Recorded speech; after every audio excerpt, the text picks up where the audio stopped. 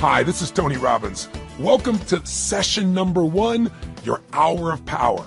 Listen, I'm very excited for what we're going to share with you because I'm going to be sharing with you today, fundamentally, what changed my life years ago and the fundamental thing I do with just about anybody. I mean, what I do when I'm working with a president of a company or a young person, a pro athlete or a mom or a dad. Somebody wants to make a change, and we're going to go beyond philosophy into the real mechanics, the real strategy, the real tools.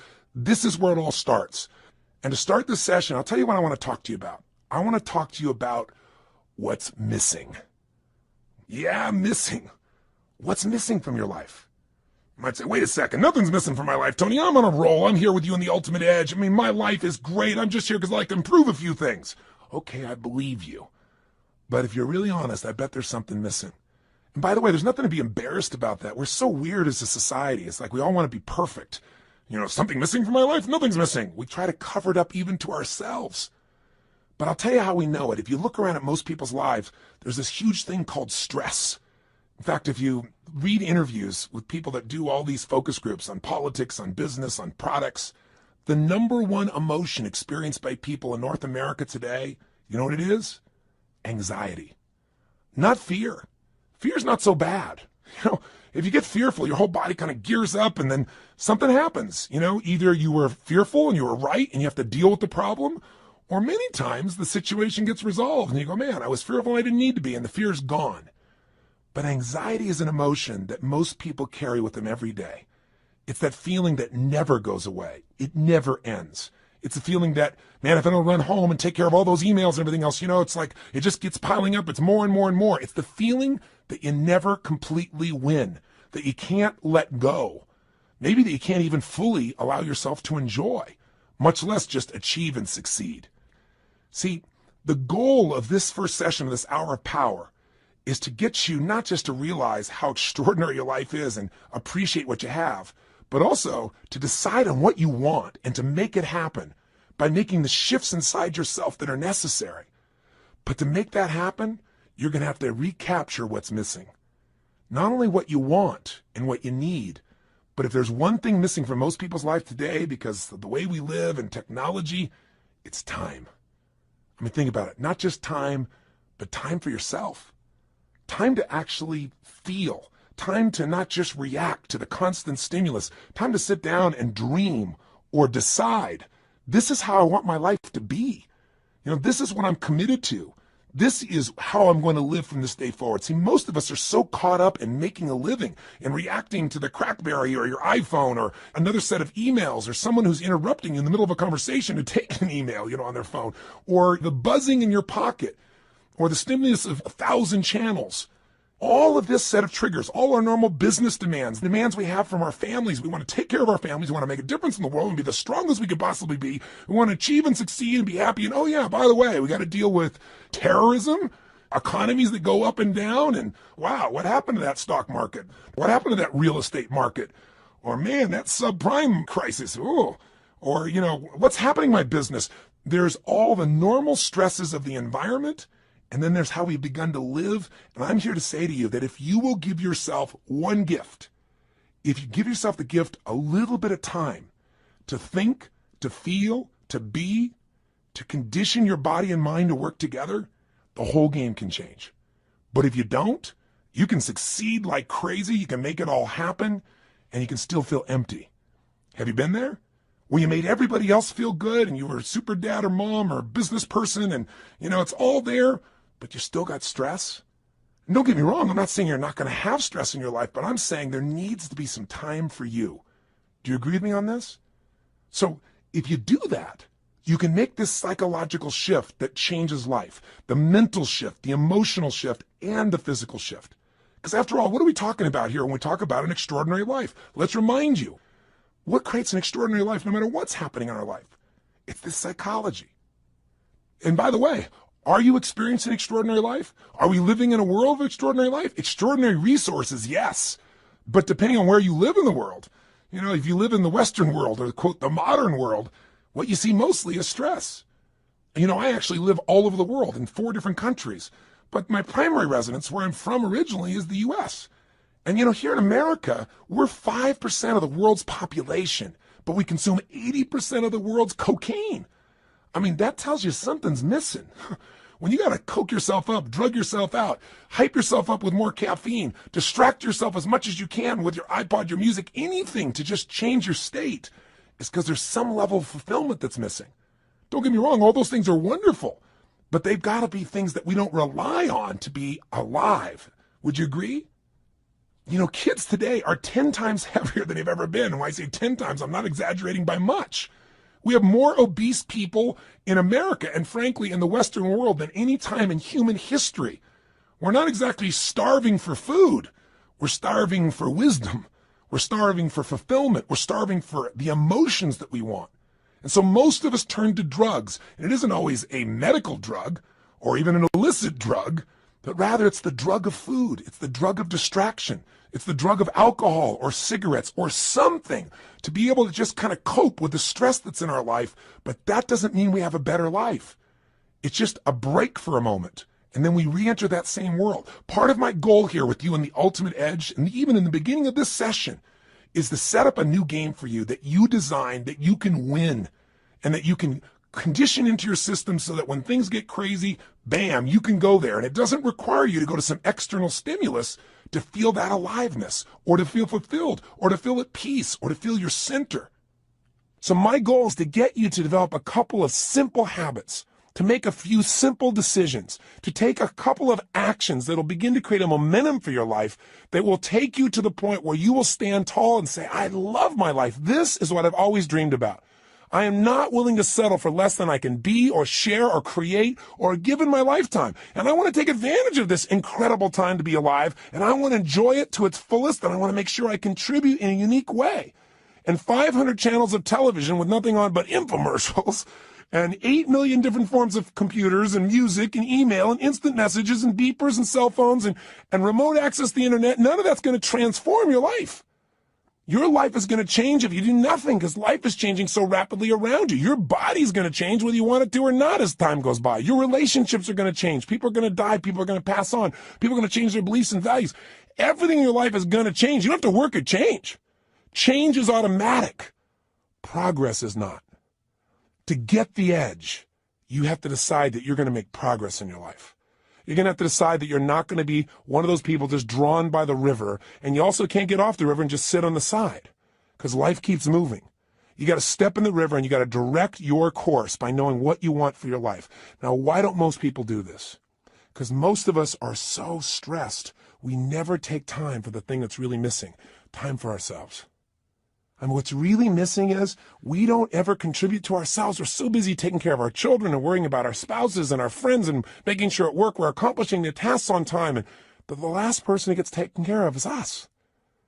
And we live in a society that's supposed to be so selfish, so many people talk about, but the truth of the matter is most of us are working so hard to make sure everybody else is happy that we aren't happy within ourselves. And so I want to talk to you about what's missing. Time for you. I mean, when do we really stop and feel? I mean, really feel, remember who we are and what we're about and what we want from our lives. Most of us never find that time. And so what happens to most of us is since we're constantly in the action of doing, you know, the old phrase, we're not human doings, we're human beings. It's kind of corny, but it's true. We don't take the time to be. And so what occurs is, out of the stress of doing, constantly competing, trying to make sure we achieve, we contribute, take care of the family, and we make everything happen, most of us to survive look for a way to stop and distract ourselves. And so we drug ourselves. And the drug isn't always regular drugs. We don't call it drugs, we call it food. Because if you eat enough of that stuff and load up, guess what happens? All of a sudden you relax. You know, especially if you overeat, all that blood rushes into your stomach, you know, and you start to breathe again. Do you ever notice when you're going, go like this, you're not breathing very much? That creates just a bit of stress. And some people, that's not enough. They get CNN and then they're working on the internet simultaneously and they're getting a conversation on the other side because they figure if they can keep enough things going in their head, they can forget about all the stuff that's stressing them. You know, they don't even care about what's on the television. They don't really care about what they're surfing on the net. They just need an escape. But you know, you'll never escape your way to fulfillment. You'll never escape your way to joy. You'll never escape your way to an extraordinary life. The only way you get that is by deciding what that means to you. What is that extraordinary life? What is that fulfillment? What is it you want? And that's got to be a process that is consistent, not something you do once in a while when you got a birthday with a zero on the end.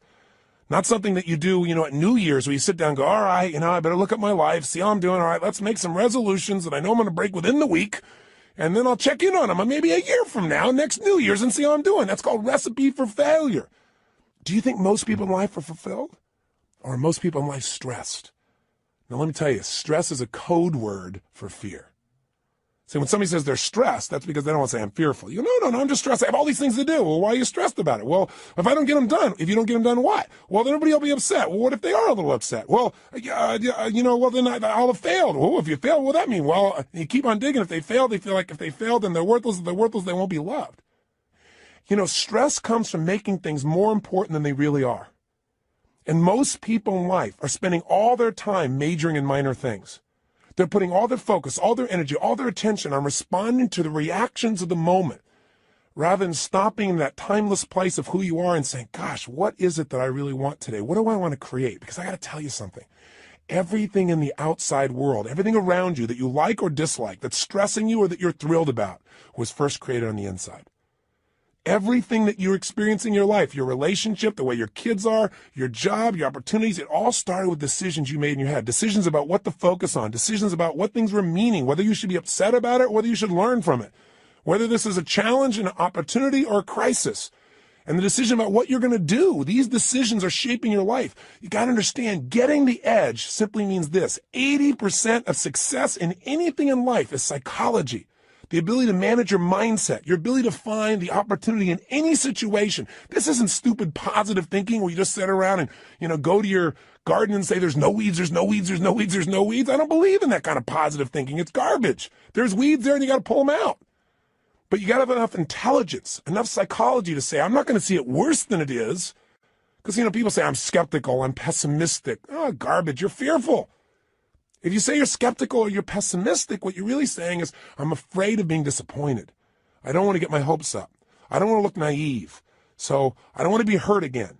But I got news for you. If you're going to have an extraordinary quality of life, if you're going to get the edge in life, where the passion and the juice and the joy and the fulfillment and the happiness and the love and the family is, where the Quan is, like Jerry Maguire talked about, right? Where you got it all. You got the love, the respect, the connection, the contribution, the money, the fun, the fame, the whatever. Whatever your definition of the ultimate level of life, that edge comes when you master your mind and your emotions. But you know what? 20% of your success is mechanics, and they do play a role. And sometimes our mechanics are getting in the way of our psychology. Sometimes we've structured our life where there's no time to think or be. So you say, okay, if you ranted and rave, what am I supposed to do? All right, you start to kind of say, I should take some time for myself. Where am I going to find that? I got to get up. I got to take the kids to school. I got to make it to work. I get it all done. I come back home. I got to pick them up. I got to take them to dance lessons, to soccer. Well, then I got to work on my homework. Then I got to answer all my emails. When am I going to do this stuff? Stop. We all get what we have to have. That's it. The most basic principle getting the edge is for you to understand and for me to remember, for all of us to remember, we all get our musts, we don't get our shoulds. Everybody's got a list of shoulds. I should take time to work out. I should take time for myself. I should actually go on a diet. I should make more calls. I should just allow myself to listen to some music and meditate a little bit. I should do my taxes. But most people doing this stuff, they just what I call should all over themselves. You don't want to should all over yourself. Here's what's true. What you must do, what you believe is a must, happens. Right now, you're earning what you must earn and not a dime more. Not what you want to, don't get me wrong. And listen, I know I sound like I'm ranting. That's because I'm a nut. But by being a nut, I've achieved a lot. I've achieved a lot of things in my dreams and goals that have happened because what I am is I'm unreasonable in my expectations. So if I sound unreasonable, it's not to be disrespectful and it's not just a rant. It's because I know I've spent the last 30 years of my life now with more than 3 million people from every walk of life, from presidents of countries to presidents of companies to parents to children, best sports people in the world. I've had the chance to find the difference in people, and the difference is in their unreasonable psychology. That unreasonableness has gotten them to say, this is a must and I will settle for nothing less. And those individuals, whether it's a woman like Rosa Parks on a bus who says, no, I will not move to the back of the bus. That was completely unreasonable. She had no way to back it up, and she changed the world. Or a little lady, tiny woman with no background, no education, no money, who decides she's going to change the world, Mother Teresa. A person who, by the power of her will, her psychology, her unreasonableness, by making it a must to help people that no one would help, by making that her must, she changed the world. When she died, every major leader in the world flew. 100,000 people lined the streets to watch a woman who supposedly had no resources. Unreasonable men and women shape the world. If you want to get the edge, you got to get unreasonable. The way you get unreasonable is you turn your shoulds into musts. And I'm here to tell you, you're earning what you must earn. You have the time you must have. You know, if you say to me, oh, you know, I really want a relationship, but I'm not in one, then your relationship's a should and not a must. What's really a must is you don't want to be hurt. It's a must not to be hurt. And if it's a must not to be hurt, you're not going to be in a relationship. Because if you're going to be in a relationship, there's going to be hurts. That's part of the nature of a relationship. But there's going to be more joy than you could ever imagine too. Right? The advantage. You want to get the edge. Get over your fear and tell yourself the truth. We got to take a specific time each day where you break away from the hypnosis of the culture that tells you to settle for less than you can be, that tells you not to get your hopes up, that tells you you should protect yourself, that tells you that basically your life cannot be what you dreamed about as a child. And I'm here to tell you that as long as you buy into the culture, you'll be like the majority of the population who have no advantage and have to settle for a life that really is what I call no man's land, a life where they're not really happy, but they're not unhappy enough doing anything about it, a life where there is no passion and no real drive, just that sinking feeling that your life does not have a real meaning or a real purpose, but you got to continue. That's a place no one wants to live, and that's unfortunately where the majority of people live. Do you agree with me on this or disagree? If you disagree, I'm respectful of that. But if you want more, and if you believe that that's possible, and you're the kind of person that won't settle, then this is the first session in you reclaiming your power. It's the first session in you putting your foot down and saying, I will not be denied. It's the first session in you saying, my body, my mind, my emotions, my relationships, my finances, my career, they're not going to be perfect, but they're going to be extraordinary. And it won't be overnight. But what will change overnight is my expectations of myself. Not my expectations I'll suddenly be perfect without any work. This is not a little cajoling session to say, I'm going to pump myself up. I'm going to be Stuart Smalley and say, I'm good enough, I'm strong enough, I'm kind enough, and by golly, people like me. No! Some people don't like you. Some people are going to fight to try and keep you from achieving. Some people are going to tell you you're wasting your time. And some people are going to try and trip you up are people that you love. And it's not because they don't love you or they're trying to hurt you. It's they don't want to be left behind. Or they don't want, your success to make them feel inferior, like you're achieving, or even if you're not succeeding, even if you're striving, and they're not, there's contrast in that. That's part of life. You don't have to think anything else is to be dumb, and you're not dumb, or you would have turned this tape off a long time ago. So give this thing to somebody I don't like. This guy's crazy. I am a little crazy, but you gotta be a little crazy. You gotta be a little different. You gotta be a little weird in your expectations of the rest of society, because if you agree with everybody else, you're in trouble. Somebody told me a long time ago, find out where the masses are going, go the opposite direction, your chances are better. You don't want to be part of the hypnosis of a culture that settles. Not if you want the advantage in life, not if you want the edge. And again, the edge is living life on your terms. It doesn't mean the edge over something or someone else. It means living at the level of life where life is fully worth living, where that meaning is there. So how do we do this? What do we need to do today to start this process? Well, the first thing we've got to do is understand what creates that extraordinary life. And we've already identified it. An extraordinary life does not come from more money, because lots of people have lots of money and they're still miserable. They're unhappy. They're unhealthy. Their relationships are weak. And there are people who have no money whatsoever who are totally happy and fulfilled. It's not coming from having a great relationship. That doesn't give you extraordinary quality of life. How many people have an incredible person who loves them totally, but they don't feel loved?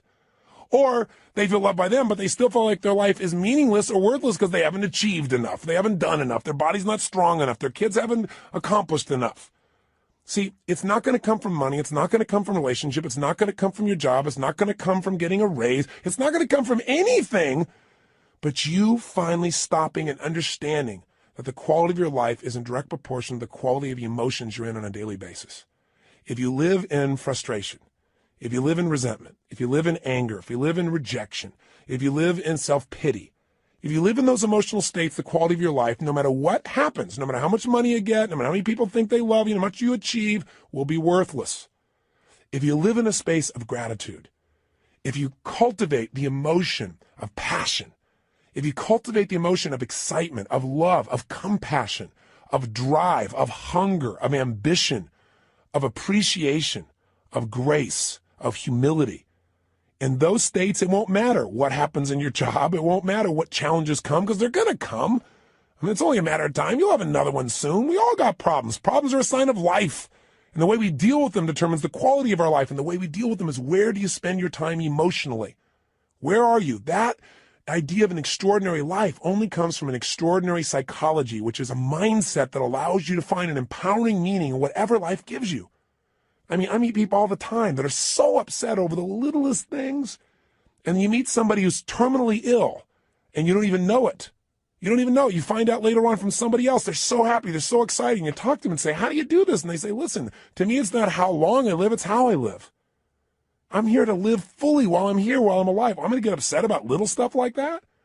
I have a friend that was shot down in Vietnam, was locked up for 7 years. His name is Captain Jerry Coffey.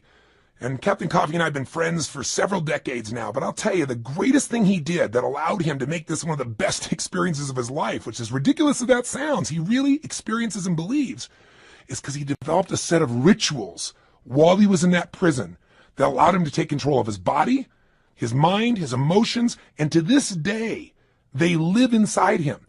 One of the most valuable things of this session, the reason we call it this hour of power, and the shortcut to it, by the way, is called 30 minutes to thrive, or at least 15 minutes to be fulfilled. Everybody's got 15 minutes, is a set of rituals of what you're going to do with your body, your vision or focus, your emotion, your language, that will gear you up to be able to handle anything. Where literally whatever happens, you'll be able to say the same thing about that aspect of your life as Jerry Coffey said about those 7 years. See, in any moment in time, you can be upset about anything. Because what's wrong is always available. I mean, if there's nothing wrong with you, if you got kids, there's something wrong there. I promise you. Just look. Or there's something wrong with your spouse. There's something wrong with your boss. Or there's something wrong with the world. There's something wrong in Africa. There's something wrong somewhere. What's wrong is always available, and so is what's right. If you don't consciously decide what you're going to focus on every day and make it a priority, then weeds grow automatically. You don't have to plant weeds. They're automatic. You don't have to worry about gravity. Something's going to pull you down unless you use your will to stand up and move. You go, well, it's just natural to be down all the time. Well, then it's natural to lie on the ground, right? But how we have an extraordinary life is we resist the natural forces. I remember years ago when I met Norman Vincent Peale. He was amazing. He was 92 years old, and he was doing a seminar. And I was 32 at the time. And I thought, gosh, only 60 more years of this. And so I said to him, I said, Norman, what are you doing still going out here doing seminars at 92 years old? And he was so cute. He turned to me and he said, Tony, there's still a few negative people out there. I started laughing. I said, you're the best. And I said, tell me, what's the most important thing you want people to understand when you're talking? He said that problems are a sign of life. He's the person I got that from. I said, what do you mean? He said, well, everybody's talking about how they don't want any problems. He said, but the only people that have problems are people that live in cemeteries. And I said, I heard that somewhere. He said, well, yeah, I said that in 1936. I said, my God, he's been around a while. But the reason I tell the story about him is the idea of resistance. He said to me, when he first met Gene Tunney, who was the heavyweight boxing champion of the world back then, he said, I went up to Gene and I said, Gene, how do you get muscles like that? And Gene looked at me and said, do you really want to know, or are you just asking? And Norman said, actually, I was just asking. But he said, I didn't say that to him. I said, yeah, I want to know. And he said, Gene looked at me. He got really intense. He put this grimace on his face. He made his bicep really huge and showed me the size. And he said, you know how I get this? Every day I push against enormous amounts of resistance. And my pushing against that resistance sculpts these muscles. They expand by demand. I thought, wow, expand by demand. That's pretty cool. And Norman looked at me and he said, I thought about that for a long time. He said, you know what I realized? He said, I realized that God gives us problems because problems are the resistance that we have to push against to sculpt our character, to sculpt our souls. And he said, if we didn't have any problems, we don't have a life. And I thought, he's right. The only thing I want is a better quality of problem. In the beginning, I had the problems like, oh, how do I eat? How do I take care of myself? Then in my business, how do I get someone to show up? Then it was like, oh my God, we can't get a big enough stadium. These are quality problems. I have to remind my team of that. But the reason I tell you that is whether it's a problem or whether it's an opportunity, it comes down to focus. If you're in a lousy state, everything's a problem. When you're feeling strong, when you're in that place, when you feel alive, then all of a sudden what used to be a problem is like, we can handle it. But if you don't do something every day to get yourself in that state first, and you first get hit with stuff, I promise you, you're not going to deal with it the same way. So let's get right to the point here. If you're going to have an extraordinary life, that life where you are juiced, then all that means is you're going to have a life where the primary emotions of your life are the ones you want. See, it doesn't mean that life works out every way you want. Sometimes it rains on your parade. Sometimes the events of your life you can't control, but you can control what it means to you. And when you control what it means to you, you have the ultimate power of your life. You have the edge, the ultimate advantage. See, I'll give you an example. Did you see that movie that won the Academy Award, Life is Beautiful? It's a story of a man who has an extraordinary life. Not because he has more money than anybody else, not because he's in a situation where everything is easy, but because he's alive. He has this joy about him. And by the way, if you've actually ever met Roberto Benigni, the man who plays this character, you know that he lives this way day to day. You know, he was authoring this thing from himself. He's such a joyous guy. And when he won the Academy Award, you never saw so much emotion. He was like a little boy, and everybody loved it because nobody else has the guts to be that way. Or they've forgotten what it feels like to just feel, to be alive. What makes him extraordinary? An extraordinary psychology, an extraordinary mindset, an extraordinary way of looking at the world. And in the movie, the man has that, doesn't he? And who does it affect? Everyone. Everyone within the realm of his influence. His wife feels like the most cherished person on earth, and so does he. Because when you give that kind of love and that kind of joy, people give it back. It's infectious. His son seems so happy, and they're in the middle of the Nazis taking over their country, and if you know the story, I won't run it, you know that they get picked up. And there's such a connection amongst the family that the wife is not being sent away, and she gets on the train with them. And they're in the middle of this camp. This man with his extraordinary psychology figures a way of looking at the situation for his son, presenting it so that his son sees it as a game. Isn't life a game anyway? Instead of this horrible situation. And because he has that perspective, in the end, his family survives. See, if you want your family to survive, if you want them to succeed, if you want them to have joy, if you want your kids to have a lasting love, if you want to be able to give gifts in your life and not just take care of yourself, then you got to have an extraordinary psychology within yourself. It's not where you live physically, it's where you live internally. There are two worlds, the inside world and the outside world. We can't totally control the outside one, but we have absolute control in the inside one. But you know what? Most of us are too busy to take any time to check out and see how it's going on in here. Or we just accept it as this is the status quo. This is who I am. This is my life. Or I'll get to it later. Mañana. I got to handle this first. Something else that's not so important. I want to invite you, my friend, to take the time to say, I'm going to have every day an hour of power. Every day I'm going to have at least 30 minutes to thrive, or 15 minutes to be fulfilled, for God's sakes, where I'm going to take those 15 minutes and I'm going to focus on everything I'm grateful for. I mean, if we're going to have a life, we got to have time, and the time has to have some specific things we do, and one of those is gratitude. If you want to know what's the quality of your life, how much time do you spend in gratitude? How much time are you grateful and appreciative to the point that emotion wells up in you? I'm feeling it now. I'm so grateful to God. I'm so grateful to have the privilege to serve you right now. So if you can get to that state, everything changes. I'll give you an example. If you think about being fearful, when you're fearful, you're not grateful. And everybody's got fears. Fear they're not enough, fear that it won't work out, fear they won't be loved. Everybody's got that at some level unconsciously. We're human. So you can put the fear aside when you're grateful. I don't just mean intellectually, yeah, I'm grateful for this, I'm grateful for that. I mean stopping, thinking, seeing, and feeling. So I'm going to walk you through a system that includes gratitude. Every day of our life, we got to have a vision. Every day of our life, we got to have something that excites us. When people tell me, oh, I'm bored, I'm tired, that thing is boring. No, you're boring because you don't have something that excites you in your life. You haven't come up with a vision. You haven't come something to move towards. We all need something that's going to make us use more of who we are, our courage, our passion, our joy, face our fears, build our emotional muscles. But you don't build emotional muscles when you do the same thing day after day after day. What you get is a life that's unfulfilling. So we've got to have a vision. So every day I'm going to take you through a simple process that'll get you to expand your vision so you have a compelling future, that thing that makes you want to get up early. There's a reason. You got to have a reason. And, I have friends that have sold their companies. One guy sold his company and made almost $1 billion in cash, about 800 million plus. And, he was so excited for about 2 months, maybe 3. But you know what? After that, there's only so much time you want to sit on the beach by yourself because everybody else is working, and doing something and being productive. There's only so many cocktails you can take. There's only so many, movies you can watch. There's a limit to it. What he needed was a new vision. Anytime you achieve a goal, as you get close to it, you better set up the next one real quick, because otherwise it's kind of like postpartum. You were looking forward to that baby, and now you got him. And sometimes in the middle of the night, you're going, what did I do here? Have you ever had that experience? I got 4 kids. I can relate. I hope you can. But you know what? You also have the experience on the other side of it. It's so wonderful. It's kind of like you got to have a vision for what your life's about now. Without a vision, people perish. And you got to have a daily vision that excites you. Otherwise, life becomes mundane. And there's nothing worse than an okay life. I told you, you're not going to have that when we're done here. I promise you, if you get this little habit, you won't have to settle for a mundane life. What people are going to go is, what happened to you? Because there's an excitement in creation. There's not a lot of excitement in maintenance.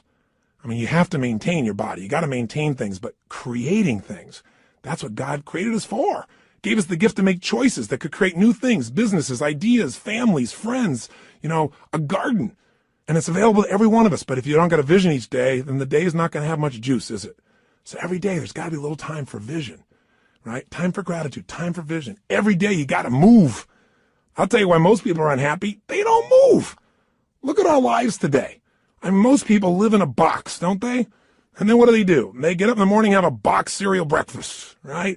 And then they get in their box and they drive. And sure enough, they drive to their box office. They go up a box elevator. They type on a box. They talk on a box. They have a box lunch. They drive their box home. They turn a box to be entertained. And maybe they just really go for the variety and have a cylinder to try and change their state.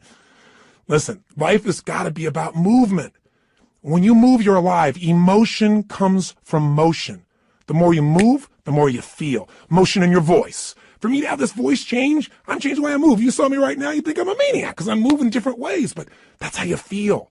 And by the way, the less you move, the less you feel, the less alive you are. If you're totally rigid, totally inflexible, no movement, this is known as death, right? So if you have emotionally, you're stuck, move. So every day you got to move. Now that can be a simple, gentle form of exercise, but it's something that's got to happen. And by the way, if you want a great relationship with anybody, what do you got to have? Some time with them, don't you? How about you? And not only do you have to have time with them, but maybe have a conversation with them. And most of us got conversations in our head, but we're not directing them. So we're going to show you each day how to have a conversation that you direct, a way of directing your mind, of shaping your mind, of conditioning your mind. It's kind of like going to the gym and just getting in the best shape of your life, but it's the best mental, emotional, spiritual, physical shape. And you don't need me to do it. I don't have to follow you around the rest of your life. This is going to be something you're going to do for yourself. And remember, if you don't do this every day, it's okay. I don't do it every day either. But I'll tell you what I did. I did it for years. I did it for months in a row. The way I shifted myself is I realized I can't do this once in a while. I got to drive it in my body. And I did. The physical change, the focus, the language, until I literally felt it, breathed it, experienced it. I literally drilled and programmed my mind that I would follow through, where I would expect the best, where I would take action without hesitancy. If you're not yet getting the result, come back to this process. If you miss a day, just do it the next day. But I will tell you this, if you do this for the next 30 days, 21 minimum, couple of weeks, absolute minimum, I'm talking at least 15, 20, 30 minutes, you're going to get momentum. You're going to get addicted to this. You're not going to be doing like it's a chore. You're going to look forward to this time with yourself. You're going to come out so vital and strong for your day, or at the end of the day to get ready for the next one. You're going to love it. And I will tell you, I've talked to people who've done this for years and then they stopped for a while, and then something else showed up in their life and they know exactly where to go to get back on target. They come back to this hour of power. And you don't have to do the full hour. Just do 15 minutes to be fulfilled. Do 7, 8, or 9 minutes where you move your body. You get focused on what you're grateful about. You focus on what you really want. You do some incantations and you'll be rocking and rolling. And if you do that, you'll get momentum. Pretty soon you go, oh, let me do at least 15 minutes. Oh, man, this is feeling good. Let me go for a half hour. Don't you deserve at least 30 minutes out of your day? Out of 24 hours? An hour out of 24 hours to have the power and the juice and the excitement and the strength be activated in you? Listen, all this stuff's in you. But if we don't focus, if we don't activate it, we're not going to have the power and fulfillment we deserve. But if you do, I'm telling you, life, whatever you've dreamed about creating or shaping or experiencing, it'll be a cartoon compared to the experience you'll actually have of your life or what you'll really create. I know this not only from my own experience, but from millions of other people who do it. This has got to become your baby, your time. Take it, use it, live it. By the way, this is a process you're going to do for yourself. I'll be here for you on this audio program, this Ultimate Edge, but you don't need me. This becomes a ritual you can do on your own. You ever want to kick in the butt or you want some guidance? Come back here and I'll be here for you.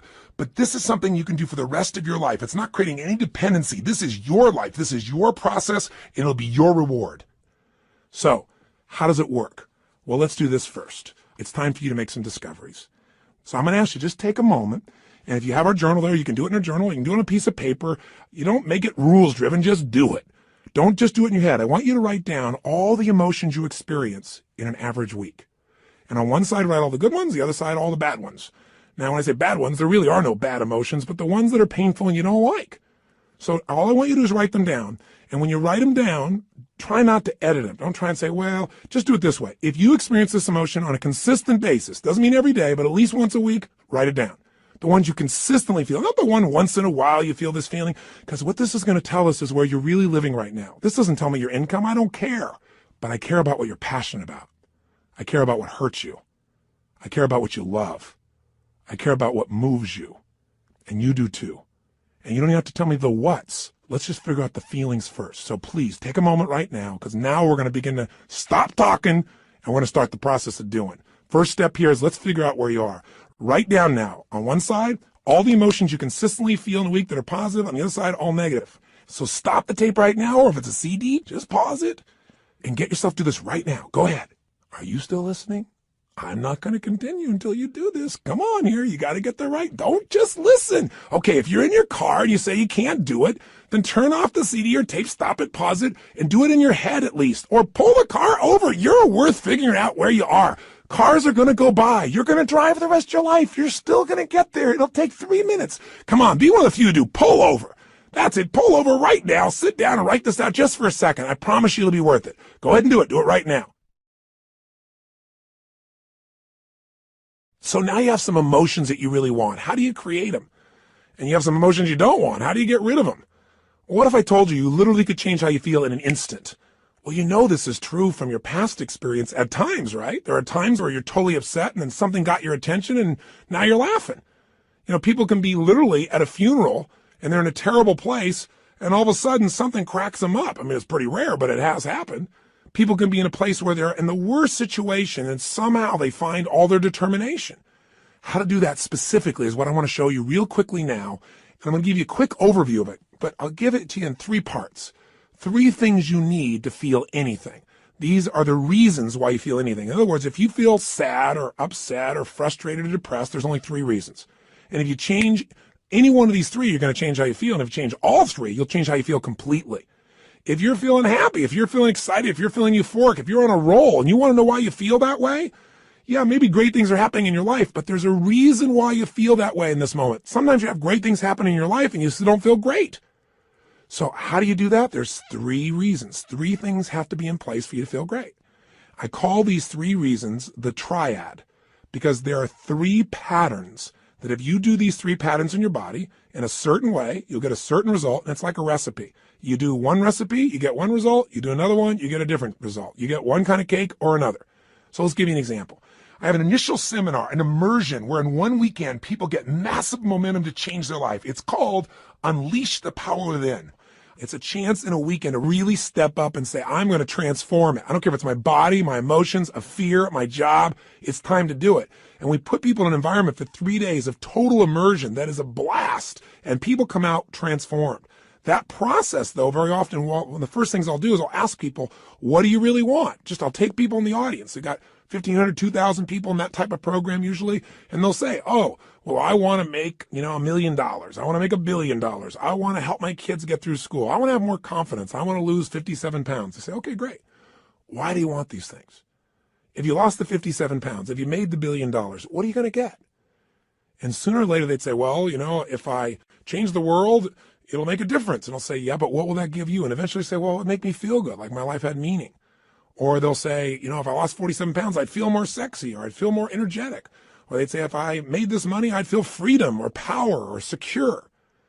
Whatever it is you want, you only want it because you think it's going to give you a feeling. And the truth of the matter is you can have that feeling right now if you just change these 3 patterns I'm going to tell you about. So the first pattern that determines how you feel is not the event, but what you do with your body in this moment. Right now, you're feeling, whatever you're feeling right now as you're listening to me, is related first to how you're using your body. If you're slumped over, if you've not been using it, if you're tired, you probably feel different than if you're listening to me walking right now as an example. Now, I'll give you a more specific example. If I were to tell you that there was a depressed person behind curtain number 1 over here, and for a $100,000 donation to your favorite charity, if you could describe them physically without seeing them, I bet you could do it, couldn't you? What's their posture like? You know, say it or think it at least. You can say it. No one's going to hear it. You're probably in the car. You're walking. People talk on phones all the time. They don't know what's going on. Speak to me. Seriously, what's their body like? First, their posture's probably what? Slumped. Where are their eyes? Down. Where's their head? Down. What's their breathing like? Full or shallow? Of course it's shallow. Their facial expression, up and tight or slack? You know it's slack. Now, how come you know all these things without me telling you? Because you've practiced this stuff before, haven't you? We all have if we've ever experienced this. Now, if you do this with your body, I don't care who we are. If you do these things to your body, you're going to feel lousy. You're going to feel depressed. Now, if you change the way you use your body, if you put your shoulders back, if you breathe, if you use your voice in a different way, if you move or gesture at a different tempo, it's hard to feel depressed in that way. In fact, there was a research study that was done early in my career that was done at UC Berkeley.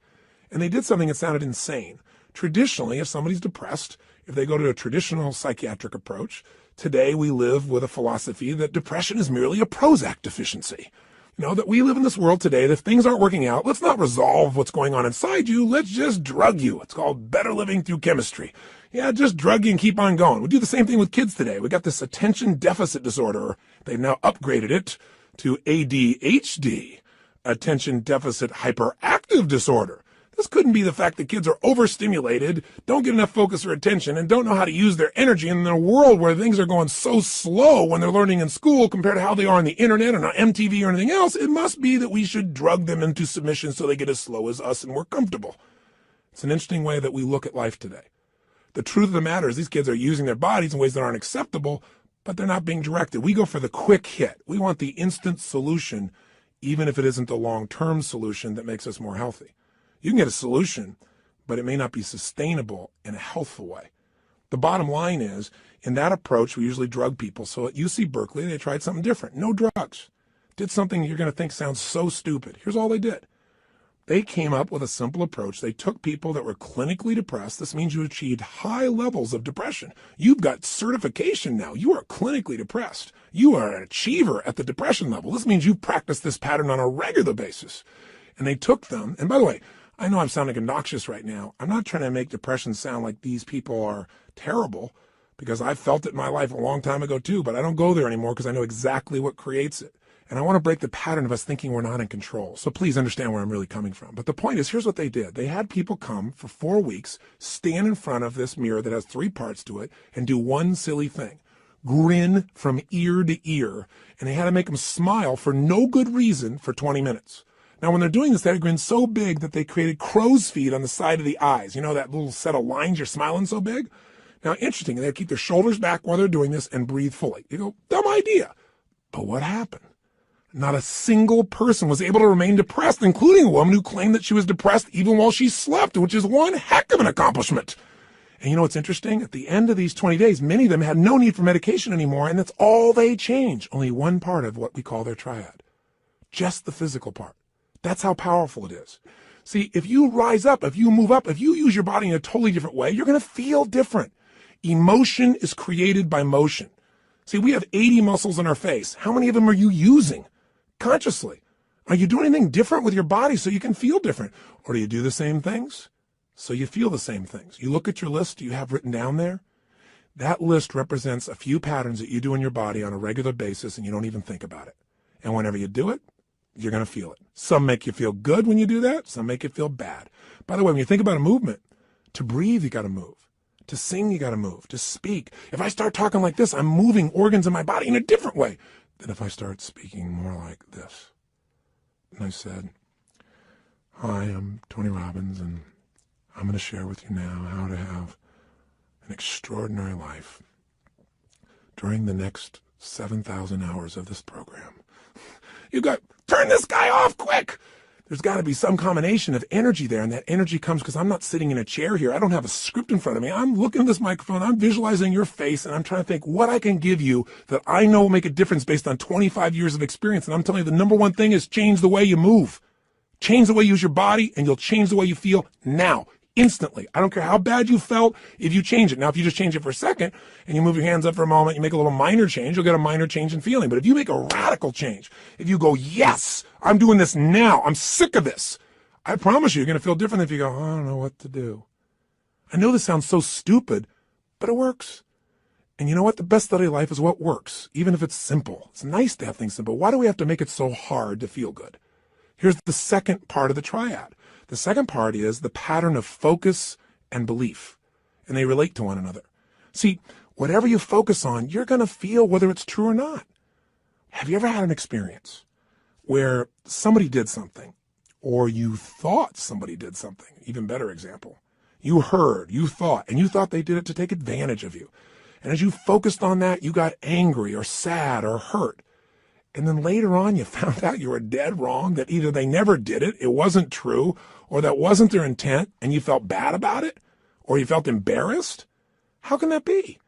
Because whatever we focus on, we feel, whether it's true or not. Focus equals feeling, just like the way you move affects your feeling.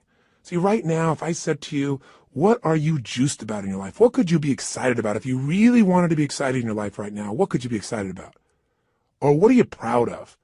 Or what could you be proud of if you wanted to be proud? Or who in your life do you really love? Who loves you? Think about it for a moment. Who do you really love? Who loves you? By the way, how does that feel when you focus on or you think about someone you love? See, whatever you focus on, you're going to feel. Focus equals reality to the individual, even though it's not reality in actuality. I'll say that again. Focus equals reality to the individual, even though it's not reality in actuality.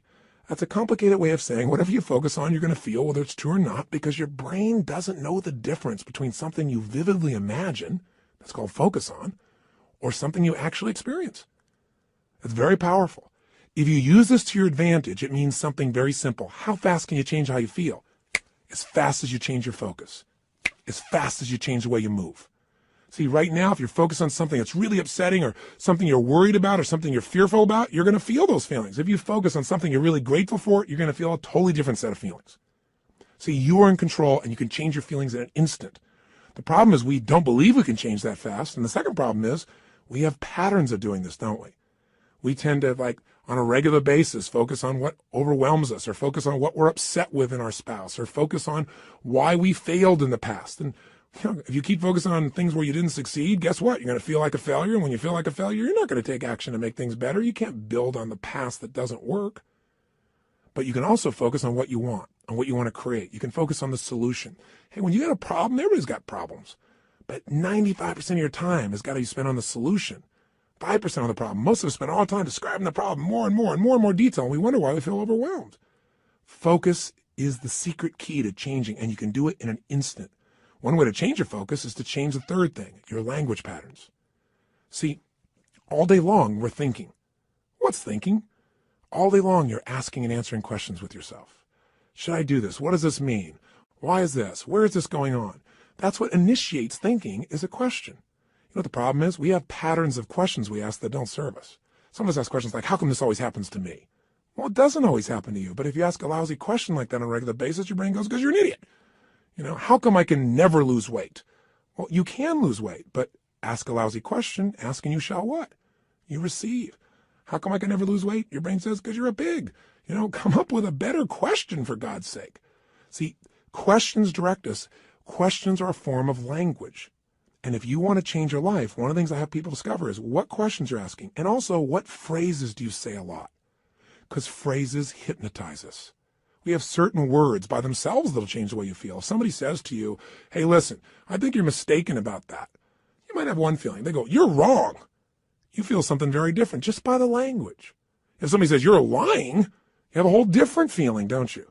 One word can change the way you feel when someone else speaks it to you. The words you select powerfully affect you. And I don't mean just being positive and doing the Stuart Smalley thing where you got positive self-talk, right? And you say, I'm good enough, I'm strong enough, and by golly, people like me. No! I mean noticing the habit of the words and the emotions they create. And then third part of language is the phrases that you say with such emotional intensity that you start to believe them. We call those incantations. An incantation is like, if you remember studying mythology, a sorcerer would tell a prince over and over again a phrase over and over again with such intensity that he'd be hypnotized and he'd think that he was a frog. And so, of course, he was a frog. That's what he experienced. We experience whatever we focus on. We feel whatever we picture. We feel whatever we say to ourselves. We feel whatever we do with our bodies. Those are the three patterns. If you change those three patterns, any one of the three, you're going to change how you feel. If you change all three, you're going to radically change how you feel. If you change the pattern of how you use your body, if you change the pattern of what you focus on daily, which, by the way, I'm going to show you a technique for doing today that could change your life. Very simple. If you change the pattern of what you say to yourself with the emotional intensity you say it, you're going to change the pattern of how you feel. Now that means you could pick any feeling you want and say, if I want to feel that way, what do I do with my body? When I'm in that state, how do I move? How do I speak? What do I do? Let me try it. When I'm feeling that good, what do I focus on? What do I really focus on? And by the way, what does it mean to me when I focus on it? Because you can focus on something and one person looks at it and says, because that happened, that's why I can never be close to another man or woman in my life. That's why I can never trust again. And somebody else had the same experience. And they go, because that happened, you know what? I've learned so much about myself. And because that happened, I appreciate the person I'm with now so much. You can't have a foreground without a background, right? That's the secret to life. We have absolute choice. We have absolute control about how we feel, and whatever feelings we put in our lives on a regular basis will determine the quality of our lives. So you can have frustration, anger, upset, overwhelm, insecurity. You can be fearful. You can live in a state of guilt, worry, whatever, or you can live in a place called passion, joy, thankfulness, gratefulness, connection, love, wonder. And if you create those emotions on a regular basis, are you going to have a different life? You bet you are. Okay, so how do we take these three understandings and make it so we don't have to think about it, but we actually, on a regular basis, condition ourselves to have the great emotions we want and get rid of the emotions you don't want? Well, first step is awareness. See, next time you start to feel like, oh, so frustrated, I'm so angry about this, notice what you're doing with your cheeks. What are you doing with your mouth? What happened to your breathing just now to do that? What's happening to your eyebrows? Are you tightening your fingers in your hands? Because we all have very specific things we do to get into our version of anger or frustration or tired or overwhelmed. Does that make sense? Just notice what's happening in your body. Say, okay, I'm not breathing. That's a clue. Let me start with a little change there.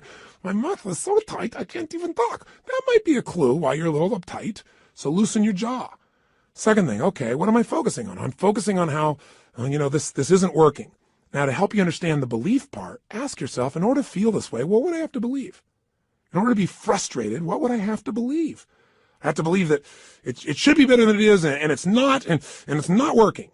Well, maybe it isn't working, but is that going to help you to focus on it isn't working? Let's focus on what we can do.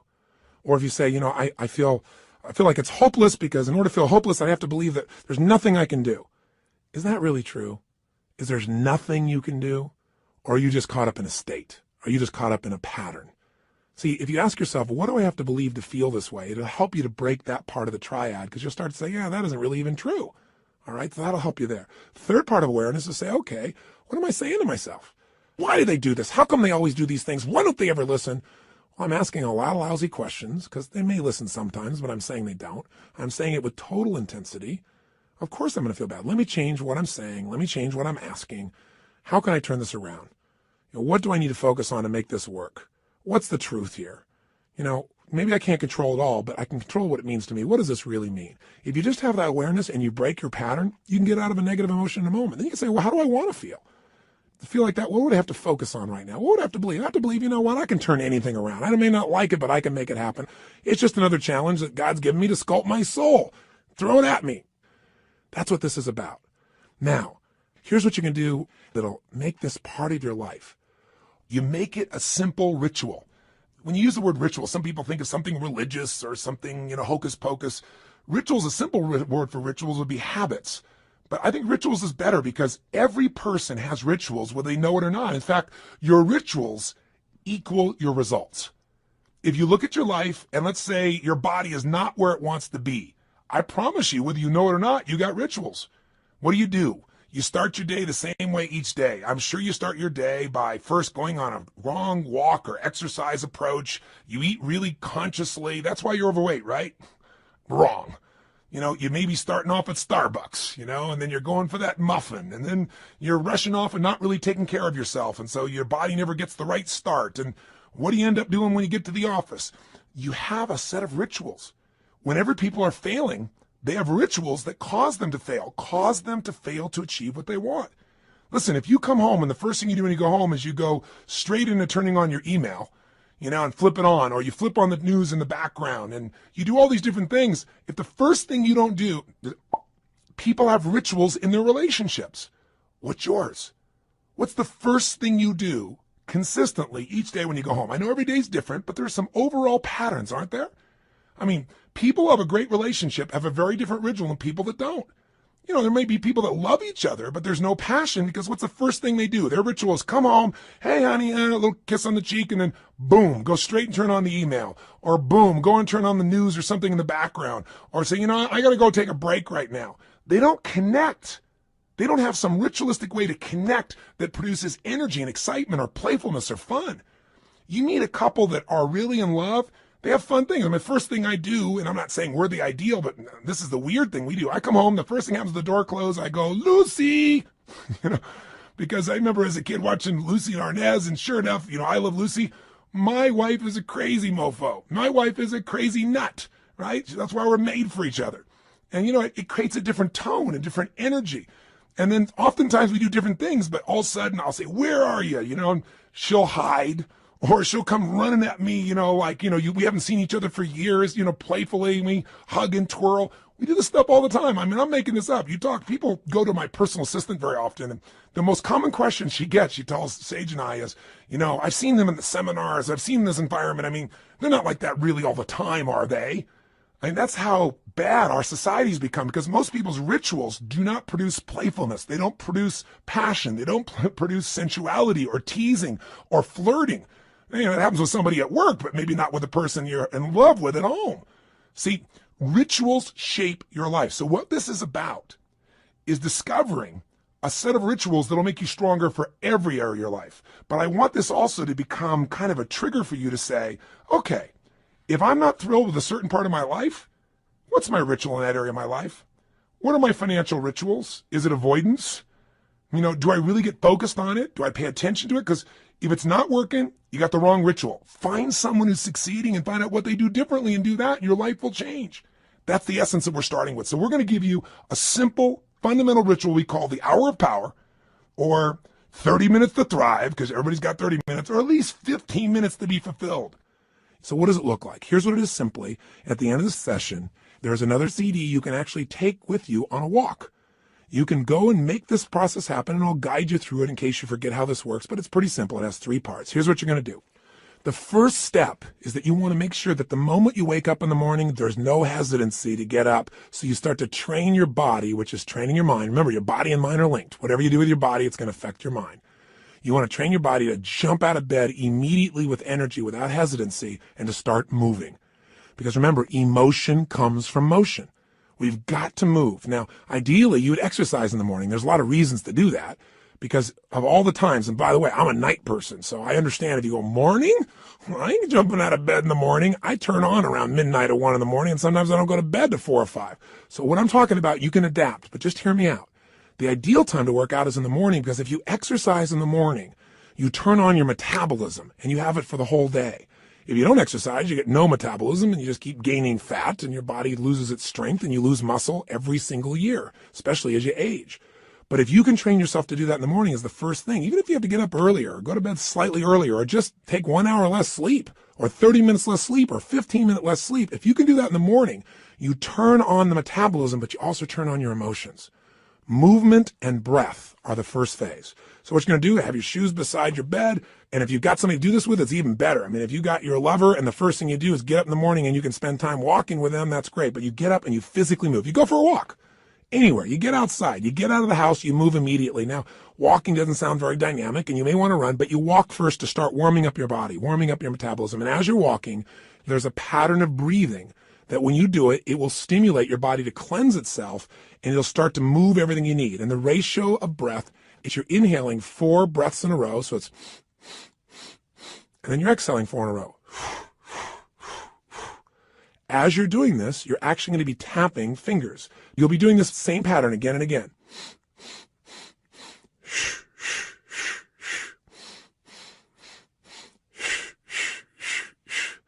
This pattern of breathing will alter your state. You will literally, after doing this for about 5 minutes, begin to feel radically different. Now, you're going to inhale through your nose, as you probably heard, and exhale out your mouth.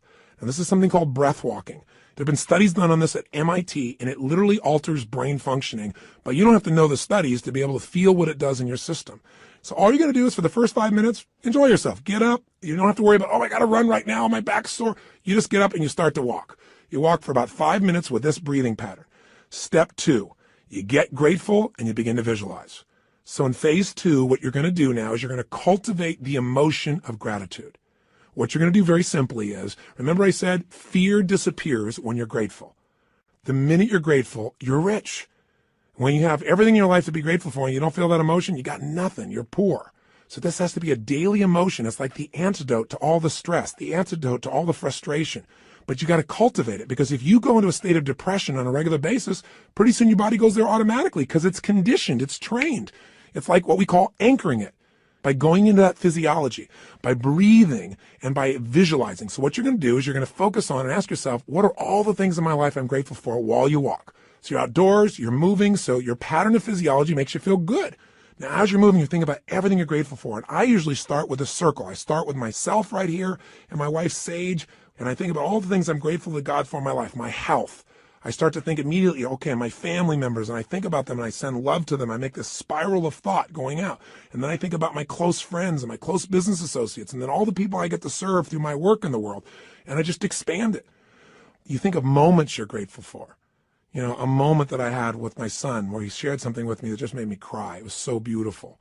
You know, there are moments in your life. So what are we doing? We're moving and breathing. That's changing your physiology. We're being grateful. That's a focus. And so now you change your focus. And now what you focus on is everything that you really want in your life, but you focus on it from the state as if it's already been achieved.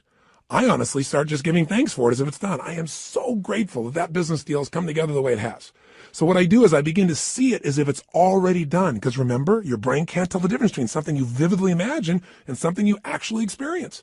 So I see it. I feel it. I think about it. I feel the emotion as if it's already achieved. The more you can program your body and your mind and your emotions that something's achieved, your brain can do things you're unaware of. And if you focus on what you want continuously, you'll move towards it. Whatever you focus on, you move towards. Most people are focused on what they're afraid of. So as an example, when somebody's out of control in a car, they immediately look at the wall they don't want to hit. And of course, as they look at it, they steer right into it. The same thing happens in life. Wherever you focus, that's where you go. Don't focus on what you fear. Focus on what you want and make it real. The more certain you are that what you want can happen, the easier it is for your brain to figure a way. When you say this is important, your brain starts noticing anything that'll get you to what's important. And if you believe it's already happened, you know enough about life that when you have that kind of certainty, your brain will find the way. Now you start focusing on today. What do you want to create today? You think about meetings you're going to have. What do you want to make that happen? Instead of going, oh, I got to go to this meeting. What do I want? Most people think about what they have to do. Think about what you want to do. Who do you want to turn on, excite, make happy? Who do you want to make laugh? What do you want to achieve there? What do you want to accomplish? See, the more you can see it in advance, you got to remember, everything that's in your outside world started in your inside world. Everything in my life, my kids, my businesses, this conversation with you started as something in my head, and now it's real. The same is true for you. You got to create in your head first the way you want it if you want it to show up in your life the way you want it. Most people create in their head what they don't want, and so, of course, they keep manifesting what they don't want. So even for this day now, focus on what do you want to create out of this day. Think about what's coming up. How do you want it to go? How do you want to feel? How could you respond? And just get yourself juiced about the day. So now what you need to do is incantations. So if you're walking, as you're walking, you can be doing this. You can even be doing it with the same breath you started with, or you can be going, I love my life. I love my life. I love my life. You go, that sounds so positive, thinky tone. But you know what? If you do it over and over again, you're going to be vibrating. I've done incantations my entire life. It's how I've conditioned myself. 25 years ago, when I first started speaking, I was 17 years old. I'd made some changes in my life really quickly, and I started sharing it. And I didn't have speaking skills, but I had a state. You know when you're in state and things just flow? Just like having a conversation, you don't have to think about it. It comes out of you. But I made myself get in state because I was fearful. So I said, I got to focus on how to serve, not on am I going to do a good job. I need to focus on giving, not on how am I going to do. If you focus on how you're going to do, you're going to get worried. So I created an incantation, and I've done it for 25 years before I go on stage every single time. If anyone's been backstage, they'll see what I do. I make a big change in my body, take an explosive breath, shh, and I do this thing I call a power move that stimulates my body so I'm at the strongest state I can be. Second thing I do is I do my incantation. And what I do is I say this. I say, I now command my subconscious mind to direct me in helping as many people as possible today to better their lives by giving me the strength, the emotion, the persuasion, the humor, the brevity, whatever it takes to show these people and get these people to change their life now. And I do it again and again and again. Now I can do it once today, and I'm there. Because I used to do this literally for 45 minutes driving someplace. I'm driving my old Volkswagen Bug. I'm supposed to do this speech to share with people how they can do these things. Or I'm supposed to meet this person one-on-one. And I would literally chant this out loud. Now, why do you do it out loud? Because if you go in your head, that doesn't affect you. Speaking engages your physiology. And when you speak with certainty and intensity, it conditions you. So the bottom line is you do this while you walk. So if you're conscious about this, you can do it under your breath, like I said. You can do it in a breathing pattern. You can do something simplistic like, every day and every way I'm getting stronger and stronger. As you're jogging, as you're walking, every day and every way I'm getting stronger and stronger. Some old phrase from an old book from years ago. Anything will work as long as you say it with intensity. Every day and every way I'm feeling happier and happier. Every day. And you say it again and again. And what you'll actually get is a rhythm. I'll tell you what incantations do in case this sounds stupid to you. Maybe it'll help. Have you ever made the fatal mistake of going to Disneyland and getting on a ride called It's a Small World After All? If you have, you know the power of incantations, because what's stuck in your head for the next 3 weeks? That song in 37 languages, right? Or if you hear a song and you get it in your head and you can't get it out, and it goes on and on and on. Well, this is a way to get the right idea in your head and condition it, but not just the idea, the feeling. So now what you need to do is exercise, ideally 20 minutes, no less than 15, 30 even better. And if you can do 45 minutes, that's wonderful. And that's how you get to the hour. And so at the end of this hour of power, you want to celebrate. You want to say, my God, I got myself to do this thing that set me up for victory. Now, you won't have to work at celebrating, I promise you. You'll feel so good, you'll be vibrating, especially if you did the incantations. Now, this process, you might say, well, I'm not going to run 5 times a week. And you don't have to. You can just go on a walk. And you can do this process, this hour of power of focus, and you can spend 10 minutes on gratitude, 10 minutes on visualizing, 10 minutes on what you want to have happen today, and do it in 30 minutes. This is your freedom. But I can tell you, if you'll give yourself an hour, where 15 or 20 of those minutes are based on these 3 things, massive changes in your physiology that make you feel great, massive changes in your focus that make you focus specifically on gratitude and specifically on what you want to have happen and feeling like it's already been achieved, and then massive changes where you push your body to be stronger and you make some incantations, you say some phrases over and over, at least 5 or 10 minutes of it, you will have conditioned your mind, your body, your emotions, and your spirit will soar. And now you will deal with problems radically differently. There won't be problems, there'll be challenges for you. And more importantly, you'll be excited to connect with people. You'll be excited about your projects. You will affect people around you in a different way because you will have an extraordinary psychology. Now, by the way, these fundamental rituals, they really come down once again to doing something to change your body, something to change your focus, something to change your language. And where did I come up with this? Well, the biggest changes of my entire life have always been engaging those 3 forces. I mean, I've called it the triad then, or the hour of power, but these are the things that changed me. When I was in my very early stage of my life, and my mother and father got in this major conflict, and my mom got really upset, so she kicked my father out, and you get a sense of who was the power in the relationship by that description, don't you? But the bottom line is she thought I was on his side, so I went out next, and it was Christmas Eve, and I had to figure out how to survive. And so one of the things I did was I stayed at some friends' houses. I dealt with, I lived a pretty intense and crazy life at that stage. I was 17 years old, and I was working as a janitor. And I worked in a place called San Marino, California, and I was living in a city called Azusa. I was still in high school, and I would literally take buses to be able to get to this place in San Marino. I worked with two banks, Security Pacific Bank and Lloyd's. And I love being a janitor because I could work in the middle of the night and you got paid for results. Instead of lollygagging along, man, I kicked butt. I went in there, put, the equivalent of my iTunes on, but in those days, it was this big 8-track portable player. That shows you how ancient I am. But I carried it around from room to room, and man, I just kicked butt. And I got through that thing, they gave me 6 hours to do, and I think I used to do it, if I remember right, like in 3.5 or 4. But it took hours to get there, hours to get back. Not just one bus, but I had to make connections on them.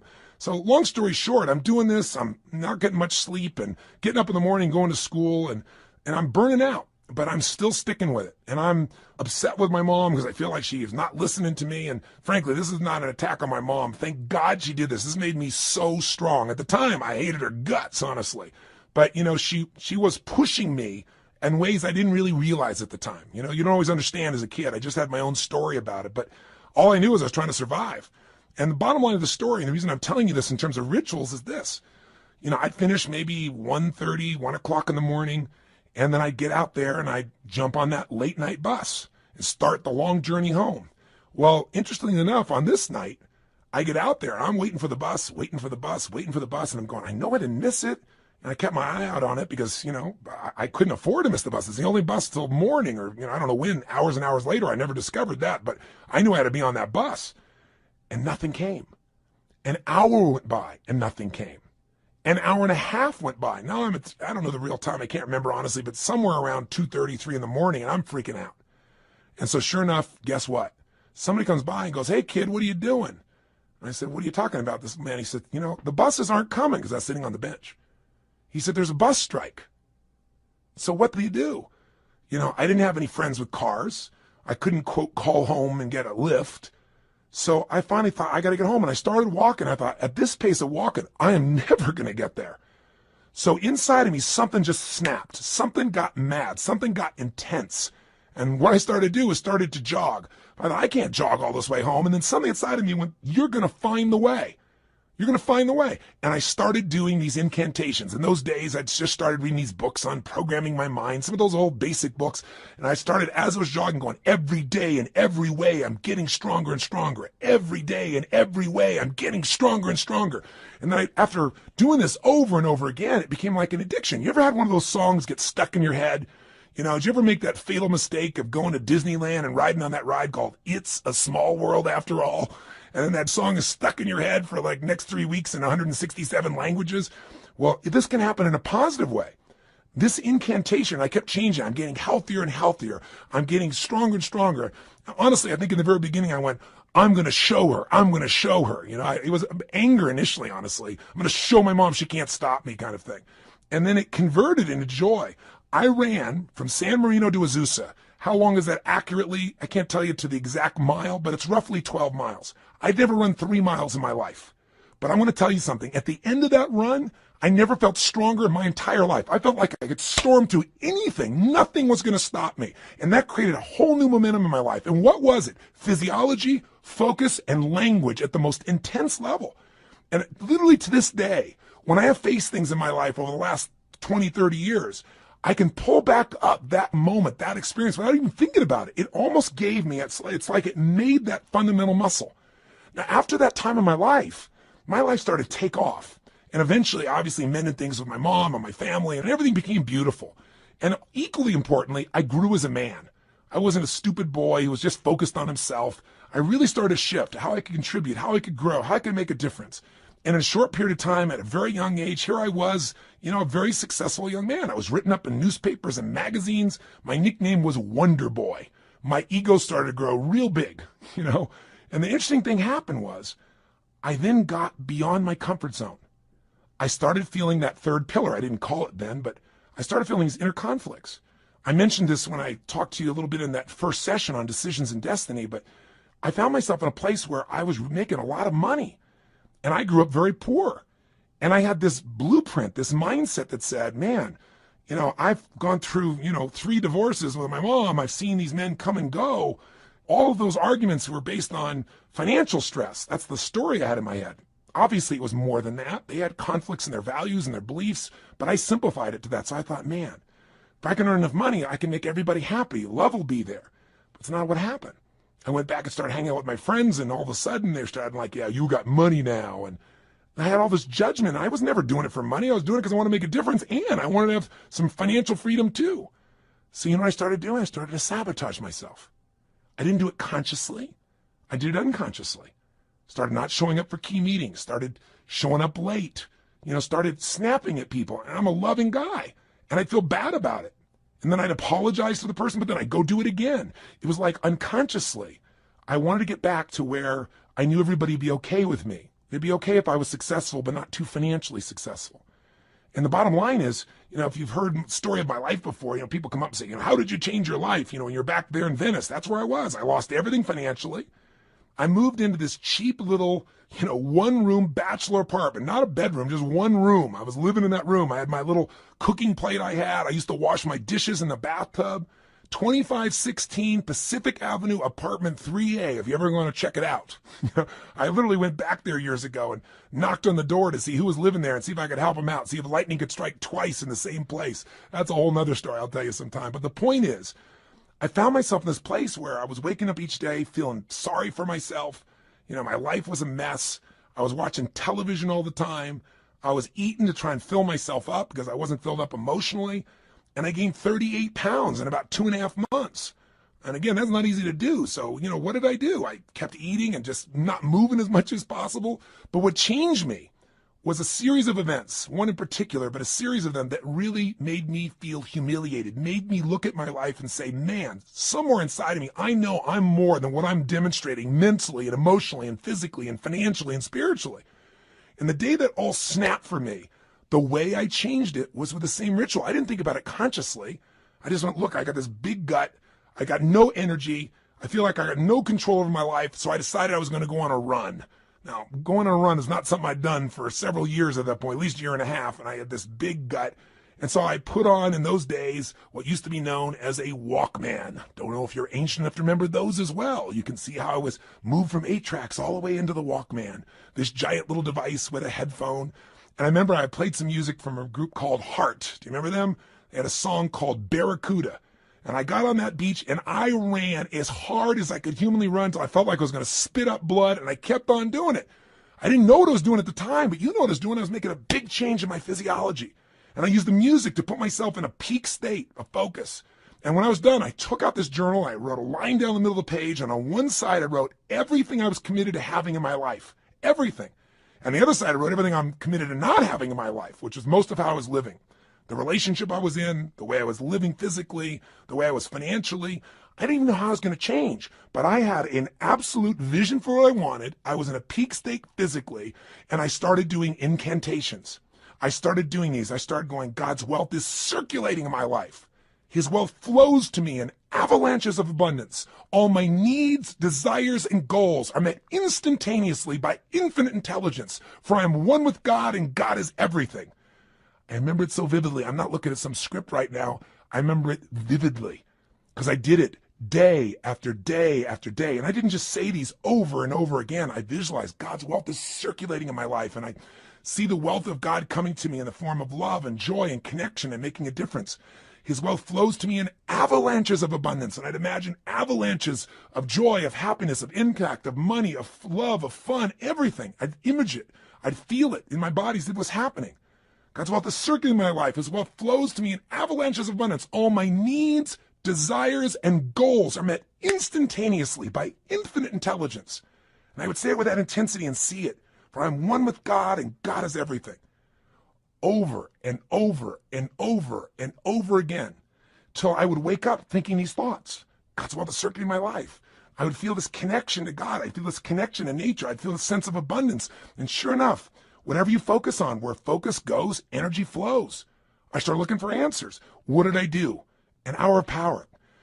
And I continue to do this today. Anytime I want to strengthen myself, and sometimes I'm not even trying to strengthen, I just want to get in the state of momentum, I go and do my hour of power.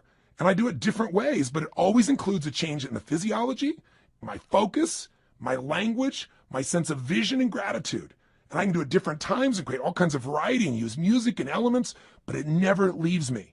And by the way, I promised to tell you exactly what Pat Riley did. I said, how did Pat, when he lost the second game of the NBA championship, 2 in a row, And he's looking at his players and he sees that they don't believe they can turn this around. And all the media is saying only 2 teams in history have ever been able to come back from 0-2 and win the championship. And you don't have a historic team here. It's not like you have the greatest players in the world on your team. He's hearing all this. How do you find a way to find that internal certainty that could get him to not only believe, but do what's necessary to maximize his ability as a coach? How do you find enough certainty that he could transfer that to his team? He did his own version of Hour of Power, does it to this day.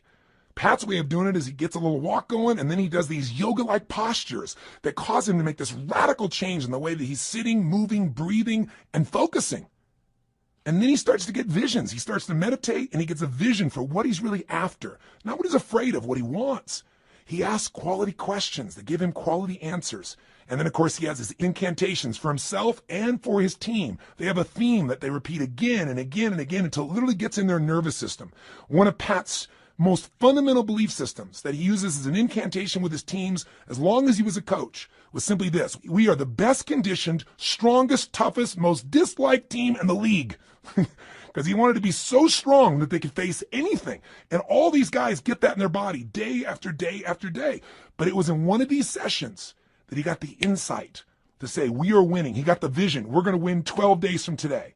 And then his second hour of power, he got the insight. Okay, I'm going to get these guys to have certainty because I'm going to tell them they're only bringing 1 suit. We're not booking in any other hotel rooms, only 1 night. There isn't going to be a 7th game. We're winning on the 6th game, and we're even going to book the venue for victory here in Miami that night when we get home. I mean, I'm going to box us in. He got that out of an hour of power. And then the sharing of the experience of Martin Luther King's writings that came on his 3rd day of hour of power during this process. You want insights? If you want an extraordinary body, it takes a ritual, doesn't it? A ritual of diet or a ritual of exercise. If you want an extraordinary emotion and spirit, it takes rituals. One of those that you might want to add to this hour of power is prayer. If you believe in prayer, this is it. This is a form of it. Maybe the greatest prayer is not asking for things, but saying, thank you. Thank you, Lord. Getting in that place on a daily basis for no less than 15 minutes to fulfillment, and ideally the hour of power, will change your life more than anything else. And if you did it for 6 months, your life will never be the same. Because all the research shows that if you even exercise for 6 months, you'll exercise for the rest of your life because it becomes physically addictive to you. If you get away from it, you'll feel pulled to do it. All you got to do right now is give it a week or 10 days. Do this with me for 10 days, and I promise you, you're going to get some momentum. And by the way, if you want to guarantee success, do it for 30. This process works. All you got to do is give yourself the gift of a little bit of time each day. Are you going to do it? Are you going to follow through? You bet you are. And I'll be with you each step of the way. Now, I know this audio session is much longer than any other than a workshop, because I really wanted to hopefully engage you. My goal was to do everything I could to get you to give yourself what you deserve and to tell you the 3 things that you got to take control of and to remind you of the fundamentals that your life is nothing but your emotions. If you get the right emotions, you'll work out. If you're determined, you'll work out. You can change a state that fast, but you got to get the habit. Are you sold? I hope so, because the sale is for you. It's not for me. It's for you to create what you want long term. If you will do this, and you'll even do it 4 days a week, if you'll just get a habit that you'll commit to and not break, your pride will soar. Because when you just discipline yourself a tiny bit, and by the way, this doesn't feel like discipline, it feels like joy when you do it. But if you discipline yourself just a little bit, you get a positive habit you've consciously created, it spills over into all the areas of your life. So thank you for listening. And what I want you to do is, tomorrow I want you to go do this first thing in the morning. I want you to start out your day by doing this hour of power, or this 30 minutes to thrive, or these 15 minutes of fulfillment. Just do it. And by the way, if this sounds complex and I've overloaded you because it's been a long session, don't worry. I'll walk you through it fresh as we do it, but make sure you get started. The hardest part is the first step. The hardest part to get is momentum. So my friend, I plead with you. Give yourself this gift each day. I mean, this is really one of the most important decisions of your life. And I hope my crazy, outrageous approach pushed you in the right direction and didn't push you away. I hope somehow I found my way into your heart or your intellect or whatever part of you we've got to reach to push the button that launches your life to the next level, to the level it deserves to be. So this is the beginning of a brand new journey. And I'm really grateful that you've allowed me to be your coach in this first part of the process. I think we can make immense progress. So let's start taking real action. Let's not just talk a good game, you and I.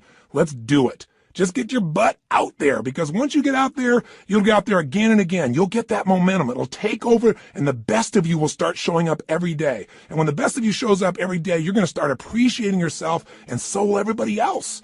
So today, look around you. Keep your eyes open for magic moments. They're all around. And be sure, if nothing else today, you live with passion today and every day. I'll look forward to seeing you tomorrow.